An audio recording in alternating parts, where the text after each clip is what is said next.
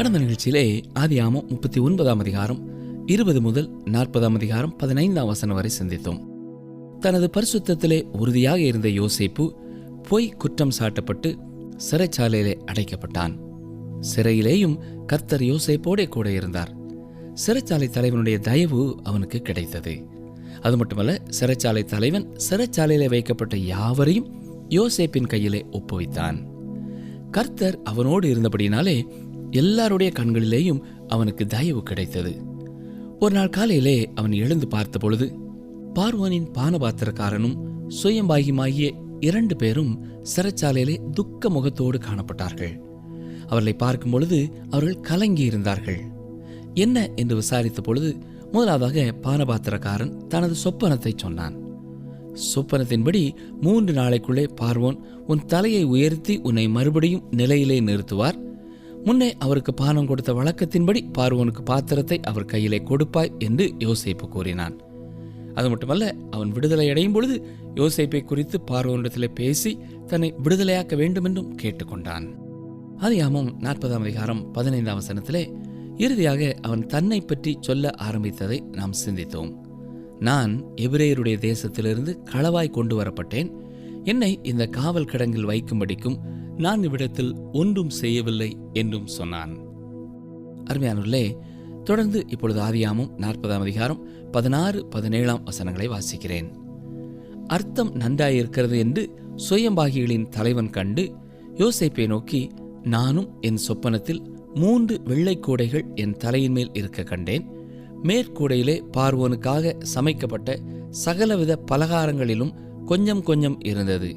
என் தலையின் மேல் கூடையில் இருந்தவைகளை பறவைகள் வந்து பட்சித்தது என்றான்.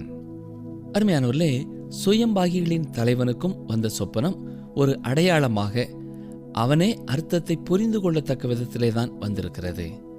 கூடை நிறைய பலகாரங்கள் இருப்பது அவனுக்கு தெரியும். சரி, வசனங்கள் 18, 19 பாருங்கள். அதற்கு யோசேப்பு, அந்த 3 கூடைகளும் 3 நாளாம். இன்னும் 3 நாளைக்குள்ளே பார்வோன் உன் தலையை உயர்த்தி உன்னை மரத்திலே தூக்கி போடுவார். அப்பொழுது பறவைகள் உன் மாம்சத்தை தின்னும். இதுதான் அதன் அர்த்தம் என்று சொன்னான். யோசேப்பு இவனுடைய சொப்பனத்திற்கான அர்த்தத்தையும் கூறுகிறான். ஆனால் அது அவனுடைய நன்மைக்கானது அல்ல. அவனுடைய வாழ்க்கையின் இறுதியை குறித்து அது சொல்லுகிறது என்பதை விவரித்தான். ஆம், 3 நாளைக்குள்ளே அவன் தூக்கிலிடப்படுவான்.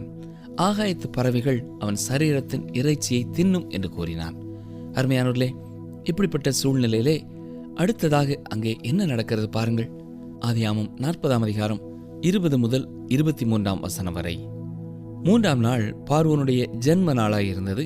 அவன் தன் ஊழியக்காரர் எல்லாருக்கும் விருந்து பண்ணி பானபாத்திரக்காரருடைய தலைவன் தலையையும் சுயம்பாகிகளுடைய தலைவன் தலையையும் தன் உத்தியோகஸ்தரின் நடுவே உயர்த்தி பானபாத்திரக்காரரின் தலைவனை பானங்கொடுக்கிற தன் உத்தியோகத்திலே மறுபடியும் வைத்தான். அந்தபடியே அவன் பார்வோனுடைய கையிலே பாத்திரத்தை கொடுத்தான். சுயம்பாகிகளின் தலைவனையோ தூக்கி போட்டான். யோசேப்பு அவர்களுக்கு சொன்ன அர்த்தத்தின்படியே சம்பவித்தது. ஆனாலும் பானபாத்திரக்காரரின் தலைவன் யோசேப்பை நினையாமல் அவனை மறந்துவிட்டான். பாவம் யோசேப்பு இல்லையா? இப்பொழுது எந்த விதமான நம்பிக்கையும் இல்லாத ஒரு சூழ்நிலையாய்விட்டது. இங்கே அவன் அடிமையாக மட்டுமல்ல, தவறாக குற்றம் சாட்டப்பட்டவனாயும் இருக்கிறான். அவன் சிறைச்சாலைக்குள்ளே இருப்பதனாலே அவன் குற்றவாளியாகவே கருதப்படுகிறான். போத்திபார் அவனை முற்றிலுமாக மறந்து விடும்படியாக இங்கே சிறையிலே அவன் இருக்கிறான். யோசேப்பை வெளியே எங்கேயும் விட்டால் அவன் தன் மனைவியை குறித்த உண்மையை மற்றவர்களிடத்திலே சொல்லிவிடுவான். எனவே அவனுடைய குடும்பத்தின் அசிங்கம் வெளியே பரவக்கூடாது என்பதற்காக யோசேப்பு சிறையிலே அடைக்கப்பட்டிருக்கிறான்.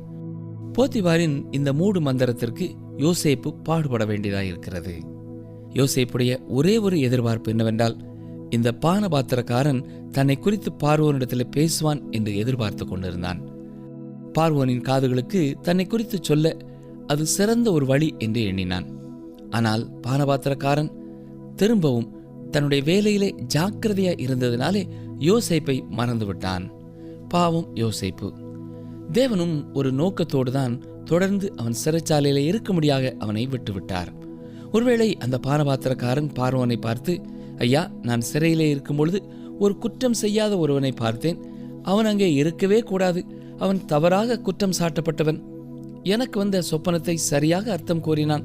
அவனை சிறையிலிருந்து நீங்கள் வெளியே அனுப்பிவிட்டால் உண்மையாகவே எனக்கு மிகுந்த சந்தோஷமாய் இருக்கும் என்று சொல்லியிருப்பான் என்று வைத்துக் கொள்ளுங்கள். பார்வோனும் யோசேப்பை சிறையிலிருந்து வெளியே விட்டிருப்பான். என்ன நடந்திருக்கும்? மீண்டுமாக யோசேப்பு கஷ்டப்பாடுபட்டு கானானுக்கு தன்னுடைய தகப்பன் வீட்டிற்கே போயிருப்பான். ஆனால் பார்வோனுடைய சொப்பனத்திற்கு அர்த்தம் சொல்ல வேண்டிய நேரம் வரும்பொழுது அவன் அங்கே இருந்திருக்க மாட்டான். தேவனுடைய சித்தம் என்ன? பார்வோனுக்கு அவன் அர்த்தம் சொல்ல வேண்டிய வேளை வரும்பொழுது யோசேப்பு பார்வோனுக்கு அருகிலே இருக்க வேண்டும்.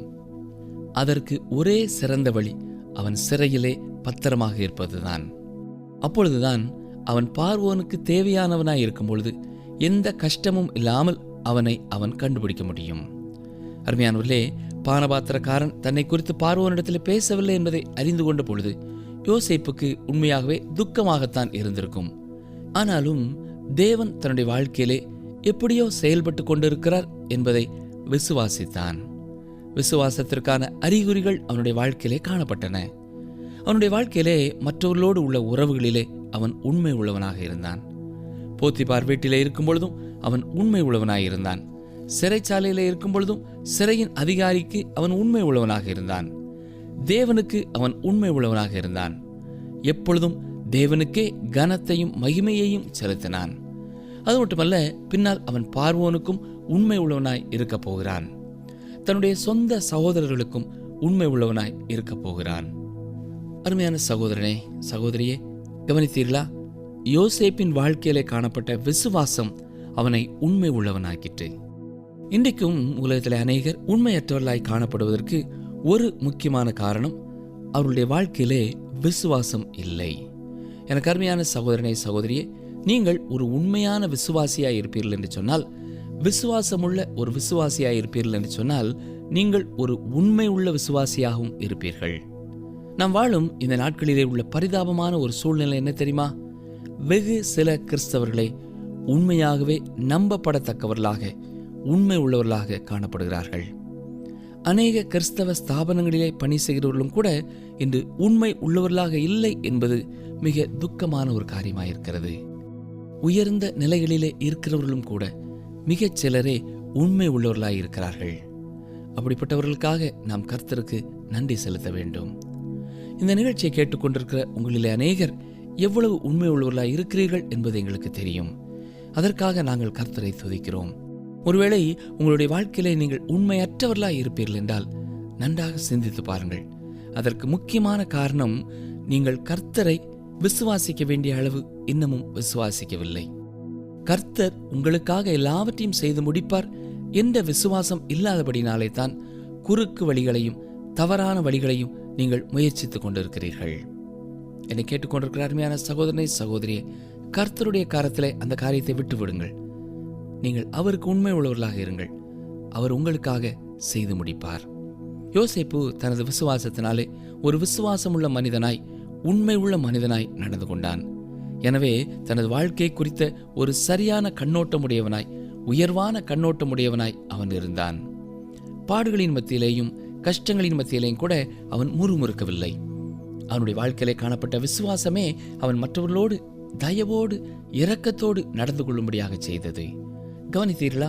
அந்த பானபாத்திரக்காரனுக்கும் சுயமாகிக்கும் தயவுள்ளவனாய் காண்பித்தான். பின்னால் நாம் பார்க்கும் பொழுது தனது சகோதரர்களிடத்திலேயும் அவன் எவ்வளவு தயவுள்ளவனாய் இருக்கிறான் என்பதை நாம் பார்க்க முடியும். அது மட்டுமல்ல, அவனுடைய வாழ்க்கையிலே இருந்த விசுவாசமானது மிகவும் மனத்தாழ்மை உள்ள ஒரு மனிதனாக அவனை மாற்றியது. அவனுடைய எல்லா சாதனைகளுக்கும் அவன் கர்த்தருக்கே மகிமையை செலுத்தினான். எவ்வளவு அருமையான ஒரு மனிதன் பார்த்தீர்களா? அவனுடைய வாழ்க்கையின் சிறப்பு குணங்களுக்கு காரணம் என்ன? அவன் தேவனை விசுவாசித்தான். தனது முப்பாட்டனாகிய ஆபிரகாமை போல அவன் தேவனை விசுவாசித்தான். இதுதான் விசுவாசமுள்ள வாழ்க்கை கொடுக்கும் கனிகள். அருமையானவர்களே, இங்கே மறக்கப்பட்டவனாக யோசேப்பு சிறையிலே இருக்கிறான். ஆனால் ஒருவர் அவனை மறந்து போகவில்லை. ஆம், தேவாதி தேவன் அவனை மறந்து போகவில்லை. அவனுடைய வாழ்க்கையிலே அவர் செயல்பட்டு கொண்டுதான் இருக்கிறார். எனக்கு அருமையான சகோதரனே, சகோதரியே, இந்த பகுதி நமக்கு ஒரு உண்மை செய்தியை கொடுக்கிறது. நீங்கள் இருக்கும் சூழ்நிலை இப்பொழுது எப்படிப்பட்டதாய் இருக்கிறதோ எனக்கு தெரியாது. எங்களுக்கு வரும் கடிதங்களை பார்க்கும் பொழுது உங்களிலே அநேகர் கடினமான சூழ்நிலைகளிலே இருக்கிறீர்கள். உங்கள் வீடுகளிலே, நீங்கள் வேலை செய்கிற இடங்களிலே, இன்னும் பற்பல இடங்களிலே நீங்கள் கடினமான சூழ்நிலையிலே தான் இருக்கிறீர்கள். ஒருவர் என்ன எழுதியிருந்தார்? என்னுடைய கணவர் இப்படி, என்னுடைய மாமியார் இப்படிப்பட்ட ஒரு சூழ்நிலையிலே நான் இருக்கிறேன், எல்லாமே இருளாக காட்சியளிக்கிறது என்று எழுதியிருந்தார்கள். எனக்கு இதிலிருந்து விடுதலையே கிடையாதா என்று எண்ணிக்கொண்டிருந்தேன். தேவன் என்னை குறித்து அக்கறை உள்ளவராய் இருக்கிறாரா என்ற கேள்விக்குறியோடு இருக்கிறேன் என்று எழுதியிருந்தார்கள். அருமையான சகோதரனே, சகோதரியே, இதற்காகத்தான் யோசேப்பின் சரித்திரத்தை இன்று நீங்கள் கற்றுக்கொள்ளும்படியாக தேவன் வைத்திருக்கிறார். அவர் உங்களை குறித்து அக்கறை உள்ளவராயிருக்கிறார். அதை உங்களுக்கு நினைவுபடுத்தவே இன்று உங்களோடு பேசிக் கொண்டிருக்கிறார். உங்களுடைய வாழ்க்கைக்காக அவர் செயல்பட்டு கொண்டிருக்கிறார் என்பதை நீங்கள் அறிந்து கொள்ள வேண்டும். நீங்கள் கர்த்தருடைய பிள்ளையானால் உங்களுடைய நன்மைக்காகவே இந்த எல்லா காரியங்களும் நடைபெறும்படியாக அவர் அனுமதித்திருக்கிறார். அவர் நமக்கு தரும் தண்டனை எல்லாமே நம்முடைய நன்மைக்குத்தான். அதை நாம் இழந்து போகக்கூடாது. ஏன்? தேவன் அற்புதமானவர். சரி, இப்பொழுது நாம் ஆதியாகமம் 41ஆம் அதிகாரத்துக்குள்ளே கடந்து செல்வோம். கடந்த அதிகாரத்தை விட இது மிக வித்தியாசமான ஒரு அதிகாரம். கடந்த அதிகாரத்திலே யோசேப்பு மறக்கப்பட்டவனாக சிறைச்சாலையிலே வாழ்ந்து கொண்டிருந்தான். என்றாலும் தேவனுடைய திட்டத்தின்படியே அவனுடைய வாழ்க்கையின் நன்மைக்காகவே அத்தனையும் அவ்வாறு நடைபெற்றுக் கொண்டிருந்தது. இன்றைக்கும் நம்முடைய வாழ்க்கையிலே தேவனுடைய கரத்தை நாம் அறிந்து கொள்வோம் என்றால் நம்முடைய வாழ்க்கையை குறித்த நம்முடைய கண்ணோட்டம் வித்தியாசமானதாக இருக்கும். நமக்கு முன்னாலே இருக்கிற இந்த அதிகாரத்திலே பார்வோனின் கனவுக்கான அர்த்தத்தை சொன்ன பொழுது யோசேப்பு சிறையிலிருந்து விடுவிக்கப்படுகிறான். எகிப்து தேசம் முழுமைக்கும் அதிகாரியாக வைக்கப்படுகிறான். அது மட்டுமல்ல, ஆஸ்நாத் என்ற ஓன் பட்டணத்து ஆசாரியனின் மகளை அவன் திருமணம் செய்கிறான். அவள் மூலமாக மனாசே, எப்ராயிம் என்கிற பிள்ளைகளை அவன் பெற்றுக்கொள்கிறான். இதுதான் குப்பை மேட்டிலிருந்து குன்றுக்கு உயர்த்தப்படும் ஒரு அருமையான சம்பவம். அருமையானவர்களே, யோசேப்பின் வாழ்க்கையை விட மயிர் கூச்சரிக்க செய்யும் வேறு எந்த கதையையும் நான் வாசித்ததில்லை. எத்தனையோ முறை இந்த வசனங்களை வாசித்திருந்தாலும் ஒவ்வொரு முறை அதை வாசிக்கும் பொழுதும் அது ஜீவனுள்ள ஒரு ஓவியமாயிருக்கிறது. இந்த அதிகாரத்திலே தேவனுடைய கரத்தை யோசேப்பின் வாழ்க்கையிலே ஒவ்வொரு சமயத்திலேயும் நாம் பார்க்க முடியும். தான் பாடுகளை அனுபவித்த காலங்களிலேயும் தேவனுடைய கரம் தன்னோடு இருந்ததை யோசேப்பு உணர்ந்தவனாகத்தான் இருந்தான். ஆவியின் அநேக கனிகள் அந்நாட்களிலே அவனுடைய வாழ்க்கையிலே விருத்தியடைந்தது. அவைகளிலே ஒன்றுதான் நீடிய பொறுமை. இந்த சத்தியத்தை குறித்து ரோமர் 5ஆம் அதிகாரம் 3ஆம் வசனத்திலே நாம் வாசிக்கிறோம். கவனியுங்கள், ரோமர் 5:3. அது மாத்திரமல்ல, உபத்திரவம் பொறுமையையும், பொறுமை பரீட்சையையும், பரீட்சை நம்பிக்கையையும் உண்டாக்குகிறதென்று நாங்கள் அறிந்து என்று சொல்கிறார். இது யோசேப்பின் வாழ்க்கையை பொறுத்தமட்டிலேயும் கூட மிகவும் உண்மை. பார்வோரின் பிரசனத்திற்குள்ளே இந்த இளைஞன் அழைத்து வரப்படுகிறான். இந்த பார்வோனுக்கு தேவனை குறித்த அறிவு இல்லை. வேதத்தை நாம் பின்னாலே படிக்கும் பொழுதும் தேவனை அறியாத நேபுகாத்நேச்சார் முன்னாலே தானியேல் கொண்டு வரப்படுவதை பார்க்கலாம். தானியேலும் சொப்பனத்திற்கு அர்த்தத்தை தெரிவித்தான். இந்த ஆதியாகமம் 41ஆவது அதிகாரத்தின் கடைசி பகுதியிலே அங்கே ஏற்பட்ட பெரிய பஞ்சத்தை குறித்து வாசிக்கிறோம். இந்த பஞ்சத்தினாலே தேவன் என்ன காரியத்தை செய்ய போகிறார்? இந்த பஞ்சத்தின் மூலமாகத்தான் யாக்கோபை கானானை விட்டு வெளியேற்றி கானானியர்களுடைய பாவங்களிலே தொடர்ந்து பிள்ளைகள் பழகிவிடாதபடி எகிப்திற்கு கொண்டு வந்து அவர்களுக்காக ஒரு பிரத்யேகமான கோசேன் என்னும் நாட்டை தேவன் ஆயத்தப்படுத்துகிறார். இதுதான் அவருடைய திட்டங்களிலே ஒன்று. தேவன் எதை செய்தாலும் இப்படிப்பட்ட ஒரு காரணத்திற்காக மட்டுமல்ல, இன்னும் எத்தனையோ நோக்கங்களை மனதிலே கொண்டவராகத்தான் அவ்வாறு செயல்படுவார். சரி, நான் ஏற்கனவே யோசேப்பிற்கும் இயேசு கிறிஸ்துக்கும் இடையிலான ஒற்றுமைகளை குறித்து அவ்வப்பொழுது கூறிக்கொண்டிருக்கிறேன். அதை நீங்கள் குறித்து கொண்டிருக்கிறீர்கள் என்று விசுவாசிக்கிறேன். அப்படிப்பட்ட ஒற்றுமை குறித்து மற்றும் ஒரு நிகழ்ச்சியில நாம் மீண்டுமாக பார்ப்போம். ஏனென்றால் அது நாம் காண வேண்டிய முக்கியமான ஒரு குறிப்பு தான். சரி, இப்பொழுது 41ஆவது அதிகாரத்திற்குள்ளே கடந்து செல்வோம். 40ஆவது அதிகாரத்திலே பார்த்தது போல பார்வோன் பானபாத்திரக்காரனையும் சுயம்பாகிகளின் தலைவனையும் சிறையிலே போட்டு வைத்தான். அங்கேதான் அவர்களுக்கு யோசேப்போடு அறிமுகம் கிடைக்கிறது. அவர்களுக்கு வந்த சொப்பனங்களையும் சரியான முறையிலே அவன் அர்த்தப்படுத்தி காண்பித்தான். சுயம்பாகி தூக்கிலிடப்பட்டான். பானபாத்திரக்காரனோ அவனது பழைய நிலைமைக்கு உயர்த்தப்பட்டான். யோசேப்பு அந்த பானபாத்திரக்காரன் தன்னை குறித்து பார்வோனிடத்திலே பேச வேண்டும் என்பதற்காக கெஞ்சி கேட்டுக்கொண்டான். ஆனால் அவ்வாறு அவன் செய்யவில்லை. இப்பொழுது தேவன் பார்வோனுக்கு ஒரு சொப்பனத்தை கொடுக்கிறார். பாருங்கள், ஆதியாகமம் 41:1. 2 வருஷம் சென்ற பின்பு பார்வோன் ஒரு சொப்பனம் கண்டான். அது என்னவென்றால், அவன் நதி அண்டையிலே நின்று கொண்டிருந்தான். 2 வருஷம் என்று சொல்லும் பொழுது பானபாத்திரக்காரன் சிறைச்சாலையை விட்டு வெளியே வந்து 2 வருடங்கள் உருண்டோடிவிட்டது. பானபாத்திரக்காரன் தன்னை நினைத்து பார்ப்பான் என்று எண்ண முடியாத காலங்கள் கடந்துவிட்டது. சரி, இப்பொழுது என்ன நடக்கிறது? 2, 3 வசனங்களை பாருங்கள். அப்பொழுது அழகும் புஷ்டியுமான 7 பசுக்கள் நதியிலிருந்து ஏறி வந்து புல் மேய்ந்தது. அவைகளின் பின் அவலட்சணமும் கேவலமுமான வேறே 7 பசுக்கள் நதியிலிருந்து ஏறி வந்து நதி ஓரத்தில் மற்ற பசுக்கள் அண்டையிலே நின்றது. அங்கே அவன் பார்த்தது என்ன? செழிப்பான உண்டு கொழுத்த 7 பசுக்களை பார்க்கிறான். மட்டுமல்ல, அவலட்சணமும் கேவலமுமான வேறு 7 பசுக்களையும் பார்க்கிறான். வசனம் 4 பாருங்கள். அவலட்சணமும் கேவலமான பசுக்கள் அழகும் புஷ்டியுமான 7 பசுக்களையும் பட்சித்து போட்டது. இப்படி பார்வோன் கண்டு விழித்து கொண்டான். இந்த சொப்பனம் முடிந்தவுடனேயே பார்வோன் திடுக்கிட்டு விழித்துக் கொள்கிறான். உட்கார்ந்து யோசிக்கிறான், இது என்ன சொப்பனம்? அவனுக்கு அதற்கான அர்த்தம் புரியவில்லை. அந்த நாட்களிலே அவனுக்கு உதவி செய்யக்கூடிய ஒருவரும் அவன் அருகிலே இல்லை. தொடர்ந்து என்ன நடக்கிறது பாருங்கள். 5 முதல் 8 வசனங்கள். மறுபடியும் அவன் நித்திரை செய்து 2ஆம் விசை ஒரு சொப்பனம் கண்டான். நல்ல செழுமையான 7 கதிர்கள் ஒரே தாளிலிருந்து ஓங்கி வளர்ந்தது. பின்பு சாவியானதும் கீழ்காற்றினால் தீந்ததுமான 7 கதிர்கள் முளைத்தது. சாவியான கதிர்கள் செழுமையும் நிறைமேனியுமான அந்த 7 கதிர்களையும் விழுங்கி போட்டது. அப்பொழுது பார்வோன் விழித்து கொண்டு அது சொப்பனம் என்று அறிந்தான். காலமே பார்வோனுடைய மனம் கலக்கம் கொண்டிருந்தது. அப்பொழுது அவன் எகிப்தில் உள்ள சகல மந்திரவாதிகளையும் சகல சாஸ்திரிகளையும் அழைப்பித்து அவர்களுக்கு தன் சொப்பனத்தை சொன்னான். ஒருவராலும் அதன் அர்த்தத்தை பார்வோனுக்கு சொல்லக்கூடாமற் போயிற்று.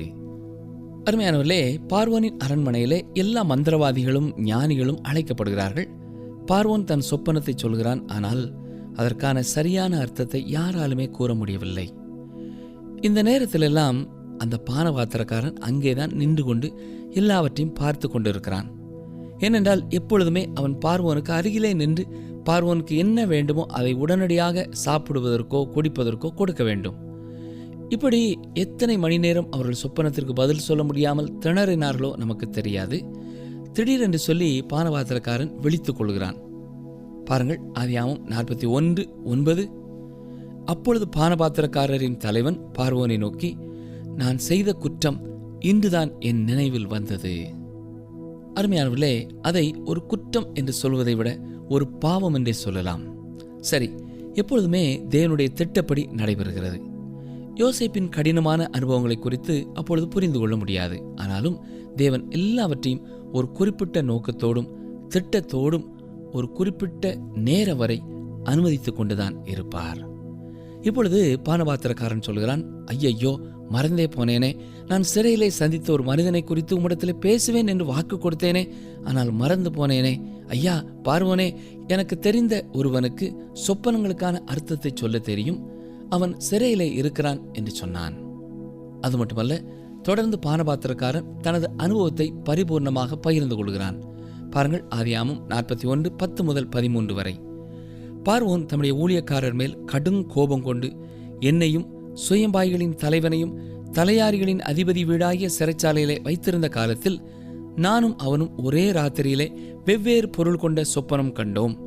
அப்பொழுது தலையாரிகளின் அதிபதிக்கு வேலைக்காரனாகிய எபிரேய பிள்ளையாண்டான் ஒருவன் அங்கே எங்களோட இருந்தான். அவனிடத்தில் அவைகளை சொன்னோம். அவன் நாங்கள் கண்ட சொப்பனங்களுக்குரிய வெவ்வேறு அர்த்தத்தின்படியே எங்கள் சொப்பனத்தின் பயனை சொன்னான். அவன் எங்களுக்கு சொல்லிய அர்த்தத்தின்படியே நடந்தது.